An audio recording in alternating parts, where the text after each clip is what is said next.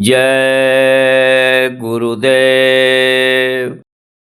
तुम्हारी आज्ञा मैं चलूं, तुम में हो विश्वास,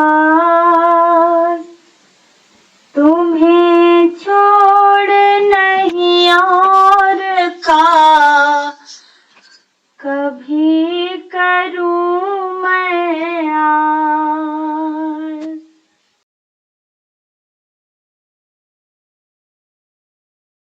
मन भज ले गुरु का नाम, काम वही आए। मन भज ले गुरु का नाम, काम वही आए। मन भज ले गुरु का नाम, काम वही आए। मन भज ले गुरु का नाम, काम वही आए। मुश्किल घड़ी में राह वो दिखाए, मन भज ले गुरु का नाम, काम वही आए। मुश्किल घड़ी में राह वो दिखाए, मन भज ले गुरु का नाम, काम वही आए। पारी लगाएंगे वो बीच भंवर से, पार लगाएंगे वो बीच भंवर से।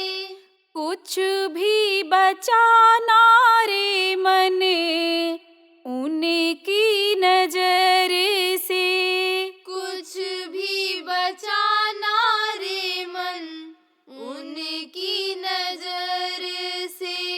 रख ले भरोसा गुरु बिगड़ी बनाए, मन भज ले गुरु का नाम, काम वही आए। रख ले भरोसा गुरु बिगड़ी बनाए, मन भज ले गुरु का नाम, काम वही आए।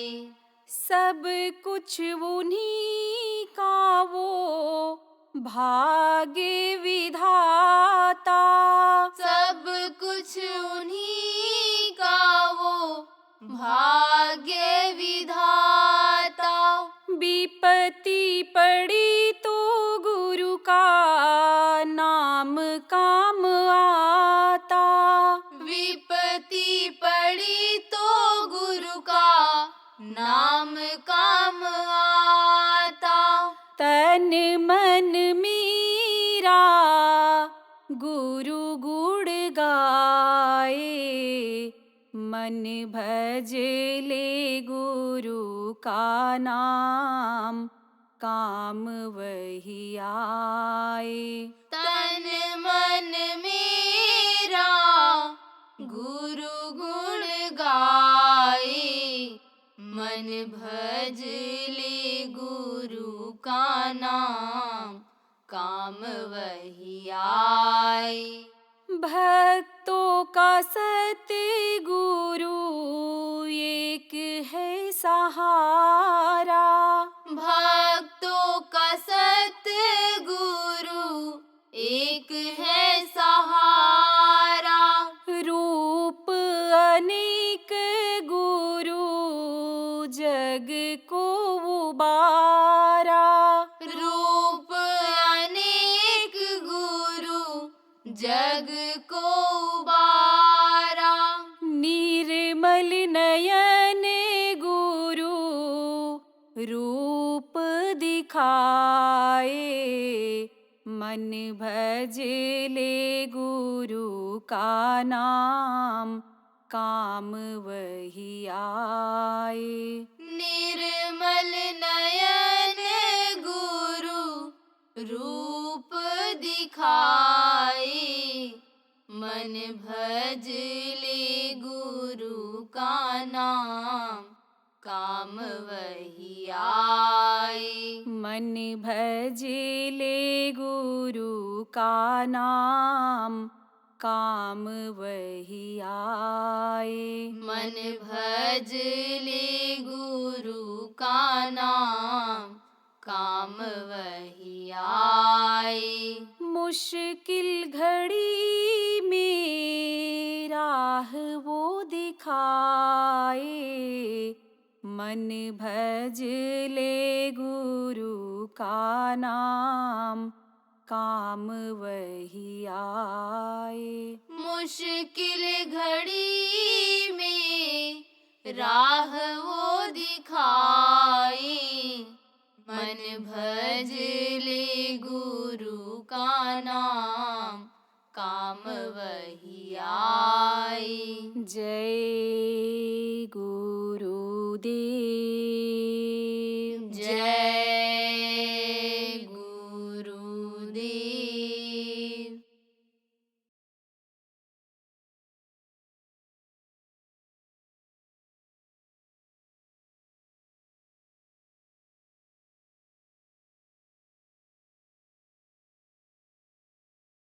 तीज और त्योहार जो आते हैं, इनका अलग अलग इतिहास है और इनके अलग अलग पूजा पाठ की विधि है और इनका अलग अलग महत्व और लाभ है। अब यह है कि जब ये तीज और त्योहार बनाए गए थे तब तो लोगों को लाभ मिल जाता था, क्योंकि सही तरीके से पूजा पाठ लोग करते थे, देवताओं को खुश करते थे, तो वो फल भरपूर दे देते थे। लेकिन अब पूरा फल नहीं मिलता है, थोड़ा बहुत मिलता है। तो भाव और भक्ति के अनुसार मिलता है। जिस हिसाब से आदमी का भाव रहता है उसी हिसाब से उसके प्रति भक्ति रहती है और फिर वो भक्ति का फल पा जाता है। तो आज देखो, लक्ष्मी, गणेश, कुबेर का लोग पूजन करते हैं। इसका एक इतिहास है। पौराणिक ग्रंथों में लिखा हुआ मिलता है कि देवासुर संग्राम के समय पर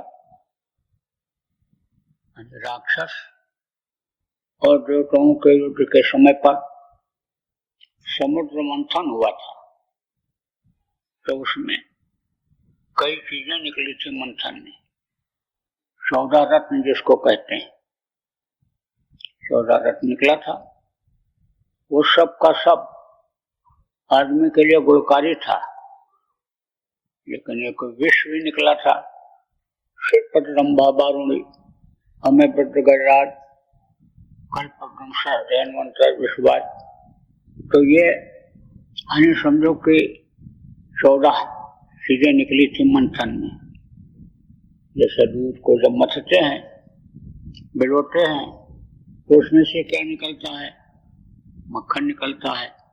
मक्खन को गर्म कर दो तो घी बन जाता है। ऐसे ही यानी ये निकली थी। तो जैसे मक्खन सबसे पहले निकलता है, अब उसको जिसको तरीका मालूम है घी बनाने का, वो उसको गर्म करता है और फिर घी निकल आता है। अब वो भी देखो, किसी किसी का गर्म किया हुआ घी में खुशबू रहती है, स्वाद रहता है, और अगर ज्यादा देर तक गर्म हो गया तो स्वाद खत्म हो जाता है उसमें हल्की सी यानी चलने की खुशबू आ जाती है। इसी तरह से ये चीजें निकली और जो उन चीजों से अन्य समय लोग के तरीका सीख गया कि इस तरह से हमको लाभ हो जाए, इस तरह से हमको जैसे बताया कि घी का स्वाद मिल जाता है, इसी तरह से लाभ मिल जाए, तब तो मिल जाता था। लेकिन जब इसको जानकारी नहीं होती थी, वो पहले के समय में भी महरूम रह जाता था, तो उसमें से ये चीजें निकली थी। तो अब आप ये समझो कि खड़ा निकला था किसका? अमृत का। तो कहते हैं कि घड़ा लेकर के कौन निकला? धन्वंतरी। आज देखो, आज ही के दिन अन्य समझो कि मंथन में ये चीजें निकली थी। कार्तिक कृष्ण पक्ष त्रयोदशी को, कार्तिक कृष्ण पक्ष त्रयोदशी आज रात को लग जाएगी, अभी तो द्वादशी ही है, निकला था। तो अब आप समझो कि आज ही धन्वंतरी का जन्मदिन भी मनाते हैं। धन्वंतरी कौन थे? वो क्या विशेषता थी उनके अंदर? जड़ी बूटियों के और मनुष्य के शरीर की रचना के बड़े जानकार थे। देखो, उनका जो सिद्धांत था वसूल था, या उनके जो नियम थे उसको जब ये पढ़ लेते हैं विद्यार्थी लोग और उसको समझ लेते हैं, तो ये वैद्य कहलाने लगते हैं, वैद्यराज कहलाने लगते हैं। तो ज्यादा ज्ञान ले लेते हैं, वैद्यराज हो जाते हैं। जैसे पीएचडी की डिग्री होती है, डीलिट की डिग्री होती है, तो ज्यादा जानकारी ले लेते हैं। बच्चे पढ़ करके एमए करके और पीएचडी कर लिया तो ज्यादा जानकार हो गए। इसी तरह से उनमें भी होते हैं। तो शरीर की रचना के बारे में भी पढ़ाया जाता है कि शरीर की रचना कैसे हुई और किस तरह से ये नाड़ियां चल रही हैं, कितनी नाड़ियां हैं। तो सारी चीजें तो आयुर्वेद में नहीं आती हैं, कुछ यानी उसकी शाखा अलग है जिसको आध्यात्मिक शाखा कहा गया। लेकिन बाहरी रचना और बाहर से यानी जो समझ जाते हैं, यानी समझ लो कि वो वैद्य हो जाते हैं, वैद्यराज हो जाते हैं। तो धन्वंतरी जो थे इसी चीज के जानकार थे। तो आज उनका जन्मदिन भी मनाया जाता है, सरकारी तौर पर भी आज उत्सव मनाए जाते हैं, क्योंकि बहुत सारी चीजों का इजहार उन्होंने किया। प्रकृति में से जड़ी बूटियों को खोजा और लोगों को बताया कि इस तरह के जब लक्षण हो, जैसे छींक किसी को आती हो, समझ लो कि अंदर गर्मी थी और ठंडी कोई चीज पड़ गई पेट में या ठंडी हवा लग गई, तो गर्मी ठंडी के असर से ये जो है छींक आने लग गई, रुकावट आने लग गई। छींक आने का मतलब क्या होता है? थोड़ी देर के लिए शरीर का जो ये सिस्टम होता है वो बंद हो जाता है, यानी जैसे किसी का सांस बंद हो जाए। देखो, छोटे बच्चों को छींक जब आती है तो माताएं क्या कहती हैं? शतंजी, यानी समझो तुम्हारी 100 वर्ष की उम्र हो जाए, बढ़ जाए, यानी ऐसा बोलती हैं। क्योंकि उसी समय अगर समझ लो कि सांस रुक गया और रुक ही गया तो शरीर छूट जाता है। तो वो ये लक्षण किस लिए होता है? अब इसका उपचार क्या है, इसकी दवाई क्या है, ये दवाई भी बताए। देखो, नाड़ी का बड़ा ज्ञान था। नाड़ियां है ना, 72,000 नसें जिनको नाड़ियां कहते हैं, ऐसे हाथ में भी ये नाड़ी चलती है। और इसका संबंध कहाँ से रहता है? यानी अंदर से रहता है, शरीर से रहता है अंदर। वैसे तो संबंध यहाँ से रहता है, कहाँ से? जहाँ पर ये जीवात्मा बैठी हुई है, यानी दोनों आंखों के बीच में, यानी समझ लो कि जो तीसरी आंख है उससे करीब इतना पीछे ये बैठी हुई है। तो ये वास्तव में यहाँ पर, लेकिन दिखाई यहीं से पड़ती है और मालूम पड़ता है बिल्कुल यहीं पर बैठी हुई है। जैसे कोई सुरंग देखो बहुत लंबी रहती है, लेकिन उसका जो गेट होता है मालूम पड़ता है कि बस थोड़ी ही दूर पर है आगे वाला। वो जो रोशनी दिखाई पड़ती है बाहर के सुरंग की, बिल्कुल नजदीक दिखाई पड़ती है। तो संबंध तो इन नाड़ियों का वहां से है, यानी जो शरीर के अंदर हैं। तो इनकी गति जब बढ़ जाती है, धड़कन तेज हो जाती है, गति धीमी हो जाती है, तो समझ लो पेट में कब्ज है या कोई चीज है कि जिससे रुकावट हो रही है इसके चलने में। तो बड़ा ज्ञान था उनको। आप समझो कितना ज्ञान था कि उस समय पर पर्दा नशीन औरतों का नब्ज, यानी समझो वैद्य लोग भी नहीं देखते थे। बीमार का इलाज बहुत ही जब बीमारी आ जाती थी तब लोग कराते थे। ये तो परहेज करके घरेलू नुस्खे लोगों को मालूम रहते थे, उसी से लोग परिवार वालों को और अपने को ठीक कर लिया करते थे। और जब संयम और नियम से रहते थे तब इतनी बीमारियां भी नहीं थी, बीमारियां आती ही नहीं थी। खान पान लोगों का सादा रहता था, पूजा पाठ में इसी में साधना हो जाती थी। यह जो प्राणायाम व्यायाम और सब साधना उसी में हो जाती थी। तो लोगों का नियम था पेट को खाली रखना, इतवार का, मंगलवार का, एकादशी का उपवास करना, ये सब नियम था। तो बीमारियां कम होती थी। और अगर हो भी जाए बीमारी तो पर्दे के अंदर औरतें रहती थी, तो उनके हाथ में ऐसा धागा, कच्चा धागा बांध करके और दूर वैद्य को पकड़ा रहते थे, और वो उसी से देख करके नब्ज की गति को मालूम कर लेते थे और दवा बता देते थे, ठीक हो जाती थी। धन्वंतरी का बड़ा नाम था। आप तो समझो कि अरब से एक हकीम ने एक आदमी को भेजा, कहा देखें कितनी जानकारी है उनको, परीक्षा लिया जाए। तो आदमी चला, चिट्ठी लिख करके भेजा और कहा जाओ तुम इमली के पेड़ के नीचे रात को सोना, इमली की लकड़ी से भोजन बनाना और इमली की दातून करना। 6 महीना लगा वहां से यहाँ पहुंचने में। तो उसको रोग हो गया, चर्म रोग, कोढ़ जिसको कहते हैं, इस तरह की बीमारियां हो गई।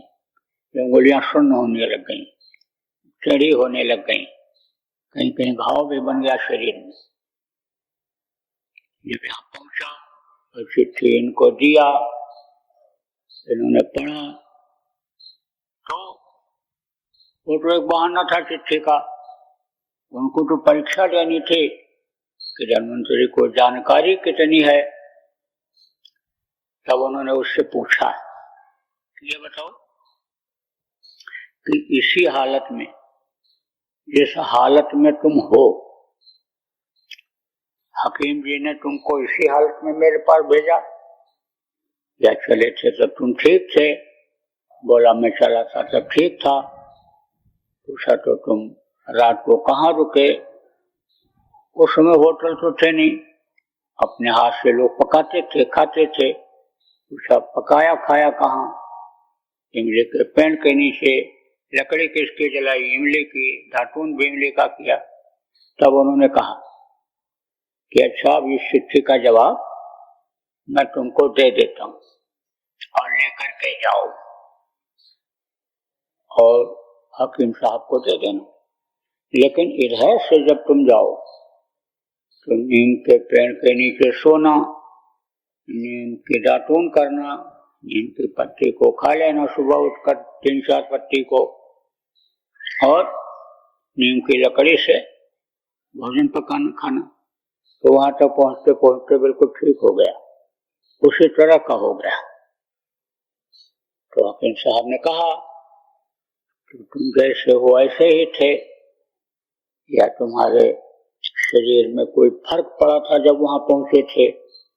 तब उसने दिखाया, देखो ये मेरी उंगलियां ये बिल्कुल टेढ़ी हो गई थी, और ये देखो ये चकत्था पड़ा हुआ है, यहाँ घाव हो गया था।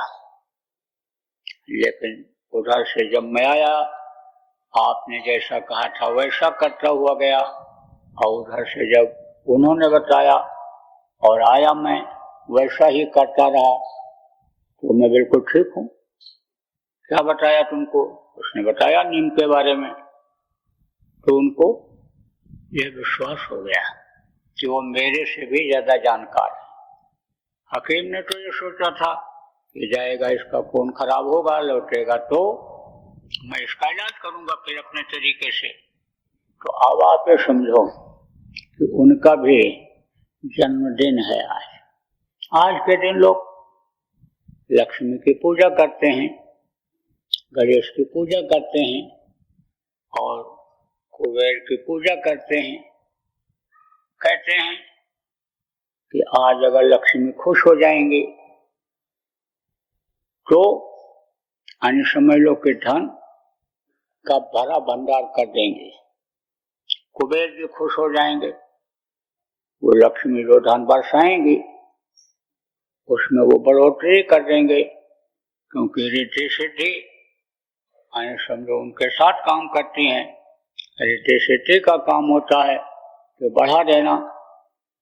कुबेर जी संभालेंगे, रिद्धि सिद्धि उसको बढ़ा देंगी, तो मैं धनी मानी हो जाऊंगा। तो आखिर यह है कौन? इसकी जानकारी लोगों को नहीं हो पा रही है।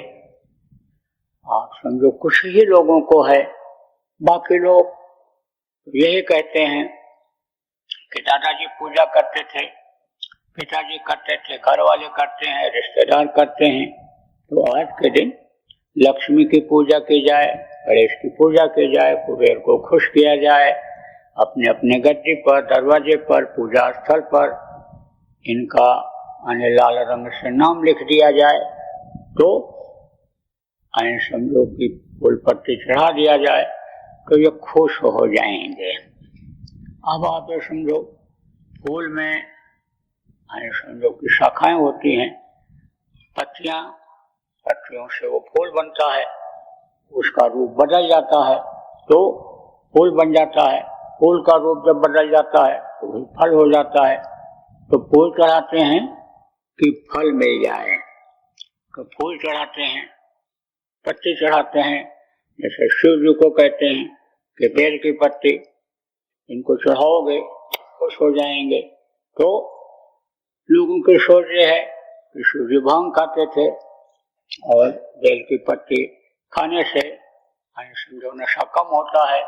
तो कोई बहुत ज्यादा नशे में हो और उससे कुछ काम लेना हो, कुछ प्रार्थना करनी हो, अपनी प्रार्थना स्वीकार करानी हो, तो नशा कम होगा, तभी वो आपकी प्रार्थना स्वीकार करेगा, आपको कुछ देगा।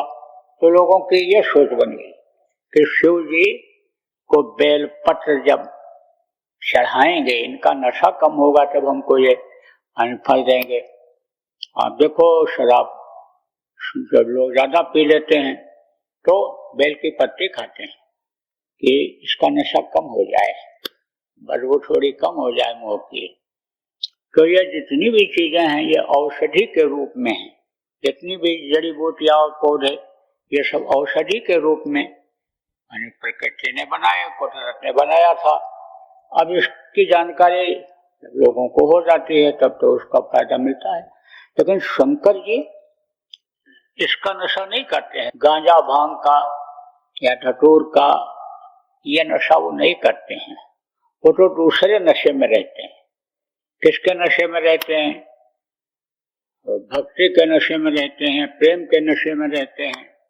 अब उनको जो काम मिला हुआ है श्रृंगार का काम तो करते ही करते हैं, उनको तो करना ही करना है। कर्मों का विधान जब से बना तब से कर्मों की सजा तो मिलनी है, सबको मिलती है। ये जरूर है कि जो उनके पावर में होता है उसमें थोड़ी रियायत कर देते हैं। जैसे हुक्म हो गया किसी सिपाही को जाओ मुलजिम को पकड़ करके ले आओ, तो वो मारपीट नहीं करेगा। खुश अगर होगा तो मारपीट नहीं करेगा, गाली गुस्सा नहीं देगा। लेकिन पकड़ करके मुलजिम को तो ले ही जाएगा थाने पर। रास्ते में पेशी कराते समय, जज के सामने पेश करते समय तकलीफ नहीं देगा, सजा नहीं देगा, प्रेम से ले जाएगा। अगर खुश रहेगा तो वो इतना ही कर सकता है। सजा से मुक्ति नहीं दिला सकता है। सजा को कौन माफ करता है? सजा को जज ही माफ करता है। तो आप समझो कि ये जो लक्ष्मी है और ये जो कुबेर हैं और ये गणेश जी हैं, ये आखिर हैं कौन? पूछो तो लोग बता नहीं पाएंगे।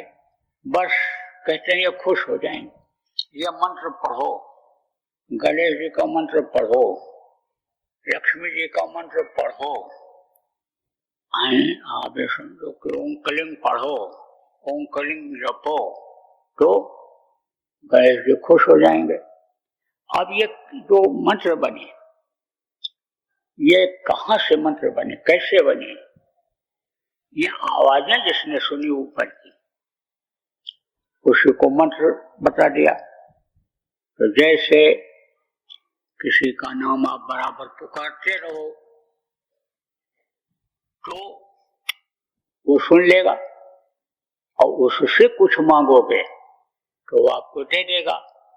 तो इनके मुंह से जो आवाज निकलती है, ये जहां पर है वहां से जो आवाज निकलती है, उस आवाज से जब इनको पुकारोगे तो ये देख लेंगे, मदद कर देंगे। लेकिन जैसे बच्चा जब भूखा होता है तो रोता है, तो वो आवाज अलग होती है, और बगैर भूख के अगर रोवे तो वो आवाज अलग होती है। जैसे बच्चा पैदा होता है तो वो आवाज अलग होती है, लड़की की विदाई होती है वो आवाज अलग होती है, कोई किसी को मारता है वो आवाज अलग होती है, और हंसता है, हंस करके गाता है, रो करके गाता है, तो वो आवाज अलग होती है। आप तो समझो कोई बुढ़ा हो गया, उसकी आवाज अलग होती, ऐसे ही आवाज अलग अलग होती है। अब अगर तड़प की आवाज होती है और वो मंत्र को जपता है, उनको याद करता है, तो वो सुनवाई कर लेते हैं। तो क्या देते हैं? ये गणेश जी का मंत्र है। गणेश जी जब खुश होते हैं तो गणेश जी क्या देते हैं? आप ये समझो इनके जो माताहत लोग हैं, जहाँ इनके आस के लोग हैं, उनसे ये मदद करा देते हैं। तो इनके पास कौन है? कुबेर। गणेश जी का स्थान कहाँ है? जम्बू द्वीप पे, भारत खंडे आर्यावर्त कल युगे कल्पतम चरण, ऊपरी स्थान। लेकिन यह शरीर मानव मंदिर है, आपको बताया गया, सतपुरुष ने बनाया। आप समझो कि किस लिए बनाया, किस लिए उसने तैयार करवाया, बनाया किसने? इसके देश में आप रहते हो, काल भगवान, लेकिन मसाला उन्हीं का दिया हुआ है कि जैसे से ये शरीर आपका बना है, माँ के पेट में तैयार कराया, दया मेहर हुई उस मालिक की, और इनको प्रेरणा हुई कि अब आप इसको मनुष्य शरीर दे दो, तो इन्होंने माँ के पेट में समझो तैयार कराया। आपको पिछले सत्संगों में जो बराबर सुनते रहते हो, बताया गया 6 तरह की शक्तियां, और ये जल, पृथ्वी, अग्नि, वायु, आकाश, ये समझो ये सब इस शरीर को तैयार किए। और चूंकि इसके अंदर 6 चक्र है, और 6 चक्र और दूसरे जानवरों के अंदर है नहीं, किसी पशु पक्षी के अंदर, और इसी के अंदर दिव्य दृष्टि है, आत्मचक्षु नेत्र जिसको कहते हैं, कि जिसके द्वारा अनिष्ट जीवात्मा को परमात्मा तक पहुंचाया जा सकता है, जहां से ये जन्मने और मरने से छुटकारा पा जाती है। हमारे लोग जिसको कहा गया, सचखंड जिसको कहा गया, अपना देश जिसको कहा गया, ये वहां पहुंच जाती है। जय गुरुदेव। सरकारी व गैर सरकारी अनुदान के लिए बिना सत्संगियों के सहयोग द्वारा जनहित के कार्यों में लगी हुई बाबा जय गुरुदेव धर्म विकास संस्था का मुख्यालय पिंगलेश्वर रेलवे स्टेशन के सामने, मक्सी रोड, उज्जैन, मध्य प्रदेश में है। यहाँ पर सत्संग व नामदान का कार्यक्रम होता रहता है। अतः आप श्रोताओं से अनुरोध है कि बाबा उमाकांत जी महाराज के आश्रम उज्जैन एक बार परिवार सहित जरूर पधारिएगा। आपके सुझाव के लिए व्हाट्सएप नंबर 9575600700। जय गुरुदेव।